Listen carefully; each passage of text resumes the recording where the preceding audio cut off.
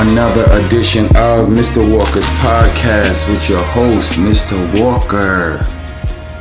Yes, we are back in the studio, as you can see. We are doing some renovations. When we get back in here, it will be a new look to that side of the studio. Some new pictures, some new guests, and to those that are that seen footage, me and my co-host, ex-co-host, we're actually speaking. For some time we weren't speaking due to, I'm not even sure. On my part, I'm not sure exactly what it was, but and I kind of still don't. I'm still kind of like, I can't put my finger on it. It wasn't told to me by him. I think I even asked, but the information wasn't given to me as of yet. And maybe that's a conversation that could be had on the podcast. So, tonight I am shooting by myself. There was a few things on my mind that I wanted to talk to women and men about, but in particular, some topics that's hot in the press right now that I'm sure a lot of people are having some sort of dialogue about in barbershops, barbecues, being that the summer's damn near over.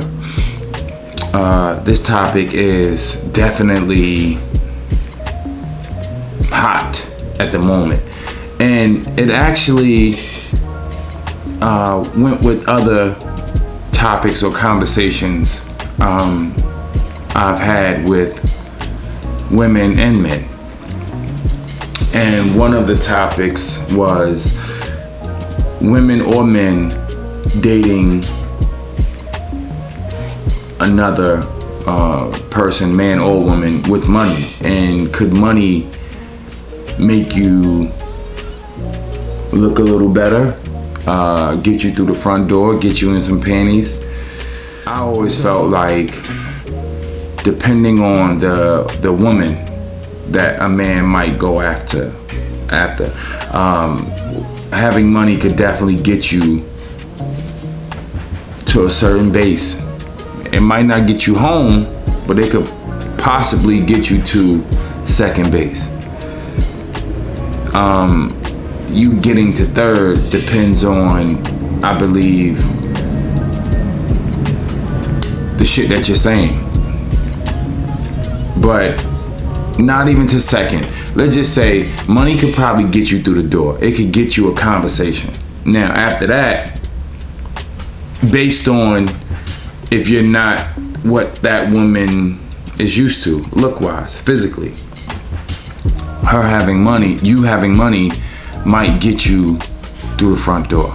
And then once you get through the front door, it's based on what you do. How much money conversation you're willing to have to excite that particular woman. Because not every woman is into money. Like, every woman is not into bad boys. And we had that discussion as well. But in this particular case, the Steve Harvey,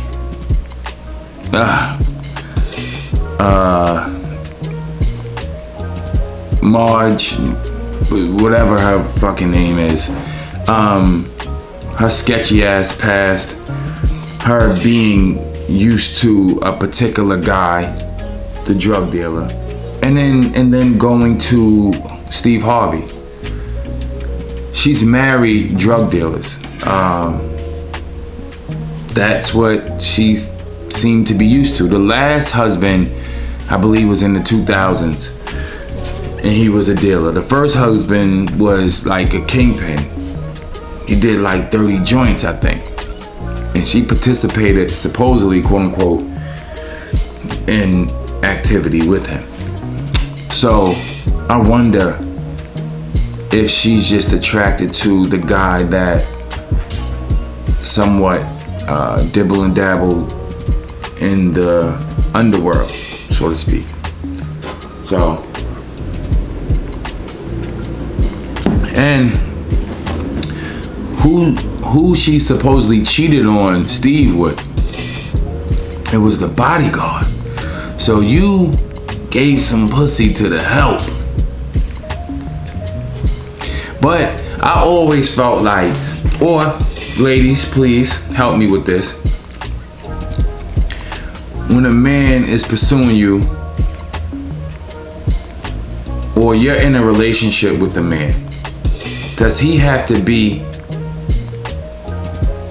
or work towards the man that he wants to become and the man that you might lust over? Like, for instance, you might like or might be used to the bad boy type, but now that you've gotten older, or you had your run-ins with bad boys and it just didn't go the way you wanted it to go, does the new man have to have some sort of bad boy in him, plus he has to be working towards the man that he wants to become with the edge, keeping the edge to him?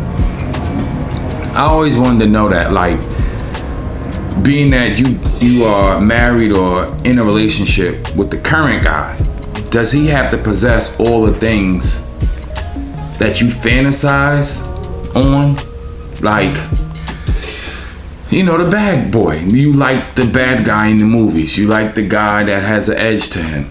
But you know that guy, in your eyes, might not have a promising future.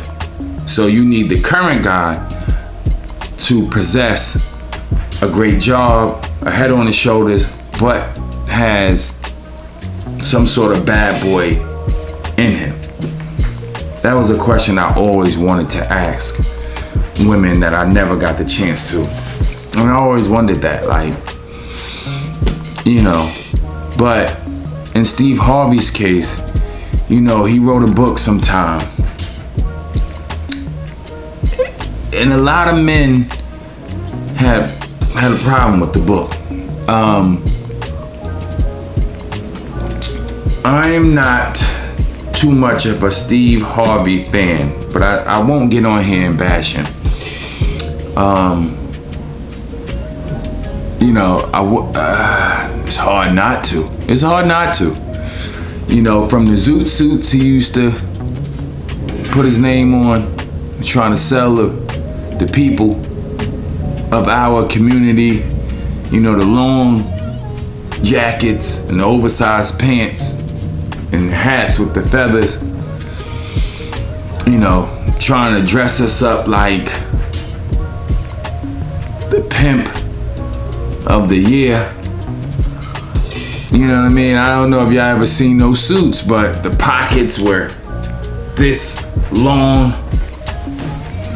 And yeah, I always knew something was fishy about Steve from the Steve Harvey show. When his hair would be perfect, he had the Craig Mack joint. But it was perfectly lined, not a hair out of place. Bullshit. Some shows in, some seasons in, I realized something is wrong with that hair. Something is wrong with it. To see him now with a baldy, and it's now guys, anybody that has a baldy, I have a baldy.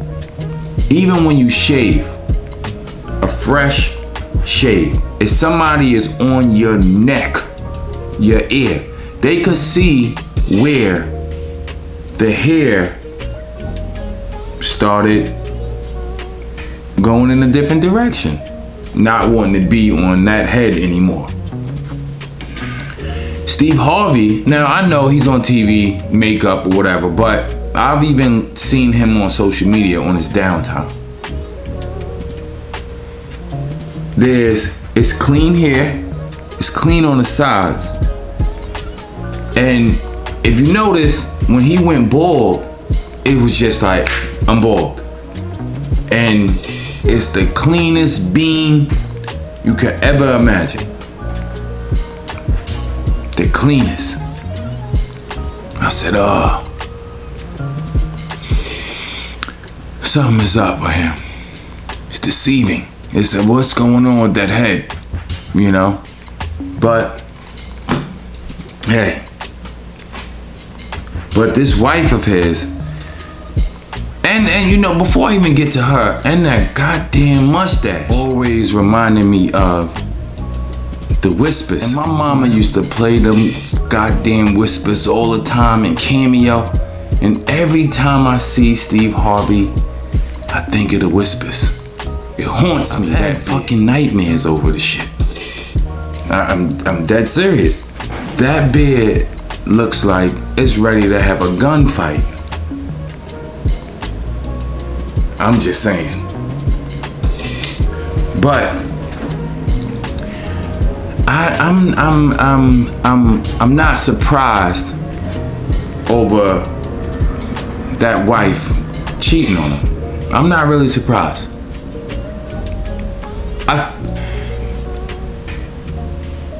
He seems like a laid back guy. It always seemed as if they were fighting, like she was fighting for the spotlight with him. That's what it seemed like. Like she had dreams of being a model at one time. And now that she's with Steve, every time they're out, he also, to me at times, it seemed like he encouraged it. Because if you ever seen them like out, either they were side by side or he was kind of like pushing her to the camera, it seemed like. It seemed like that to me. I could be wrong. But no doubt that she is a pretty woman, like, but pretty only takes you so far.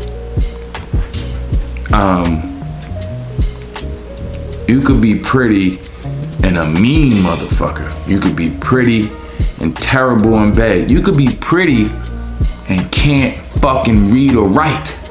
Oh, I know. I know those types. Trust me, I do. And on top of that, this situation just goes to show you that you don't need money to fuck. Nothing.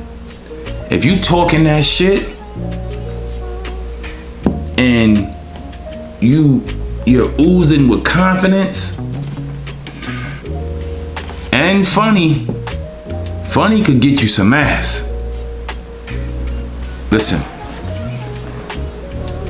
if you don't believe being funny could get you some pussy, my nigga, trust me when I tell you, go back and look at some old fucking Richard Pryors, some Eddies, some Red Foxes. Get your jokes together and just try it. I promise you, making a woman laugh could definitely get you that ass. But you do not need money to fuck. I can't tell y'all the name, but I do have, I can't even call him a friend because he doesn't call and check up on me or anything. But when I see him, it's all love. But I know someone that is with someone, and he told me one time that he can't compete with the guys that's chasing his lady. Now, mind you, he has the lady. He has her. They're together. They're in a relationship. But he knows that she got a fat ass. She a decent looking woman, and the guys are on her. They're chasing her. And because he can't compete with the guys that's chasing her, you know, with the money, he work his ass off, got a great job. He get into the bag, but he get into the bag the right way at his age, so to speak. The other guys that are getting to the money the other way are chasing her. And because he can't compete with them, he somewhat allows her to go on dates. Yeah, you heard me right. He allows her to go on dates.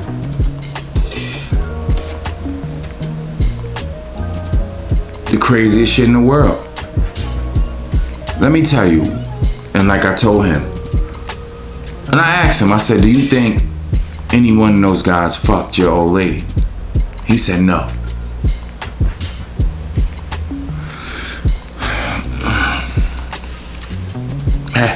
This when you know a motherfucker got a lot on his mind. He's stressed. When a motherfucker start doing this, patting his head as if he pushing his hair back. Now I got a baldy, ain't no hair there. It's a beam, clean, no bumps, none of that shit. But child, I tell you, I was blinking my eyes real slow, like I was reflecting on the glory days. Like I told him, one of those motherfuckers wiggled through the net. Trust me, it happens. If you allowed it, one of them got through the net. They did. So, we don't know how many wiggled through the net. But if something start smelling different than what you are used to under them covers, think about what I said. That pH balance a little off. And you asking, did the kids take out the garbage? Oh, they did. It's something else.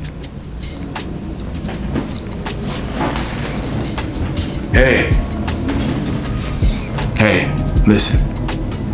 You do what you like. I'm a friend. I ain't gonna steer you wrong. I ain't gonna tell you to leave. Right then and there, I knew the conversation was over. Gave him a hug, even kissed him on the cheek. Told him, take care of yourself. Take care of yourself.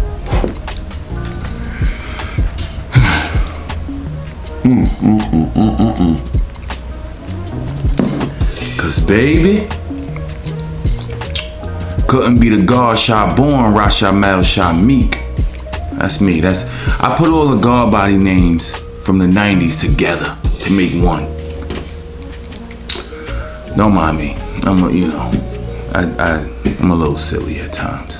But what I said is actual factual. I'm just saying, But yeah, like you don't trust me, you don't need money to fuck a chick that might have money or looking for guys with money. Just talk that shit. Just talk that shit. Trust me. You keep yourself up, you're funny. You're a decent looking guy, your hygiene is together. You can get that ass with no money, nothing. Trust me, I know. I had a motherfucker that was used to niggas with money filling the refrigerator up in a spare room in a house. Cause I like beef jerkies, putting the beef jerky over the stove, frying that shit like we camping somewhere. No, we wasn't camping. We was right in her kitchen. I'm telling you. Set up a whole little room in the guest room. The guest room it was fun in there. It was a bunch of fun in there. In the guest room. It was fun. I looked in there. I said, what's this? He said, oh, it's a guest room for like, you know, when your friends. And at the time I was in the street, but I wasn't getting the money that she was used to. You know? But I was young, could fuck multiple times with a minute break in between. 1 minute breaks in between. 60 seconds. And all the nigga needed was a beef jerky, some Heinekens, some bologna, and cheese. With a minute in between each session. Slanging dick all around the fucking apartment. I was 22 years old. And Cheetos. That's all a nigga needed. But, hey. We are going to, the last thing I want to talk about is that goddamn Sha'Carri Richardson. I'm proud of you, girl. The other day she won that 100 meter to them same cool running motherfuckers she lost to last time. Don't take that personal. My peoples is Caribbean. Shit. They cool runners too. Shit. But she won. And I'm gonna tell you, looked amazing. And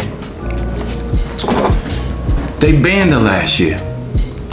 Last year, I think, the year before, from the Olympics, some shit like, I can't remember the year off the top of my head, I'm sorry. I might have it all fucked up. But they banned her. She back, and she won. And that thing was looking. So in honor of that young lady, I feel like, and I don't even do this, I feel like hitting the bud.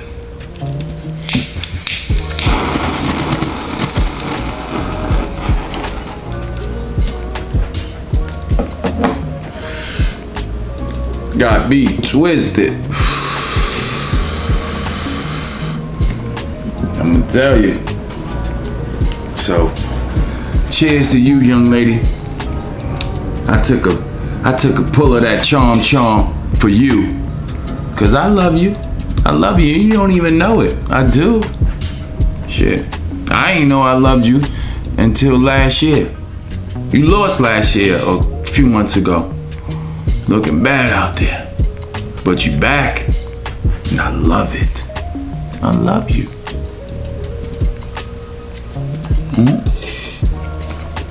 But yeah, that charm gonna put me right to sleep. I don't smoke that shit. I smoke that shit. Somebody dying. Somebody getting shot. Even at this age, fuck it. Throw my whole life away. That shit. My little brother smoked shit that smelled like throw up. He showed me something this past weekend. He opened up the top. I looked in the jar and I said to myself, that weed, that got all the cross colors in that marijuana, and you gonna put that in some paper and roll it up and smoke it? While he was talking to me, he cheesing from ear to ear. And I said to myself, I done lost him. He ain't even my little brother no more. This shit right here, this is regular. Reggie. That's what the young boys call it, Reggie. That's Reggie right there. That ain't about none. But it's still gonna put me to sleep. So, with that being said, this is another episode down. I filmed by myself. I thank all my fucking supporters. I love y'all. People that tune in, that want to hear me talk this shit, that repost my shit without me even asking, to the women that supporting me, to the men that supporting me. Yo, it means a lot. It means a lot. And I'm gonna continue to do this shit with guests, without guests, with a co-host, without a co-host. But it is what it is. So with that being said, we're gonna close out with "We Rollin' Bitches."